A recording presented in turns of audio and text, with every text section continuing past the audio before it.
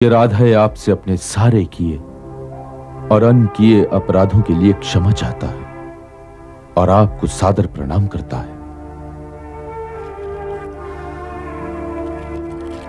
यशस्वी भव कुंती पुत्र कर्ण, यशस्वी भव।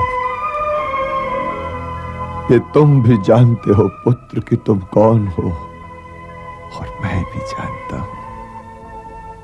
यदि आप जानते थे तो फिर आपने मुझे अपने ध्वज तले युद्ध करने का सौभाग्य क्यों नहीं दिया? इसके दो कारण हैं सूर्यपुत्र। पहला तो ये कि तुमने अपनी आंखों पर उपेक्षा की पट्टी बांध रखी है। हे पुत्र, आंखों पर पट्टी बांधकर रणभूमि में किसी शूरवीर को नहीं उतरना चाहिए।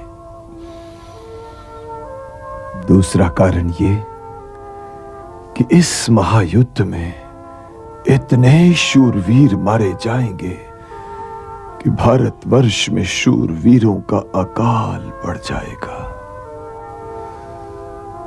यदि तुम युद्ध में भाग लोगे तो अर्जुन और तुम में से कोई एक ही बचेगा। और मैं ये चाहता था पुत्र कि तुम दोनों ही बचे रहो, क्योंकि तुम दोनों जैसे शूरवीर बार बार जन्म नहीं लेते। तुम भरतवंशी नहीं हो, किंतु मुझे हर वीर अपने ही परिवार का एक व्यक्ति लगता है। हे पुत्र, यदि युद्ध रोक सको तो रोको, किंतु यदि ना रोक पाओ और युद्ध करना ही पड़ जाए तो पांडवों के पक्ष में युद्ध करो। यदि मैं ऐसा करूं पितामह, तो दुर्योधन के नमक के ऋण का क्या होगा?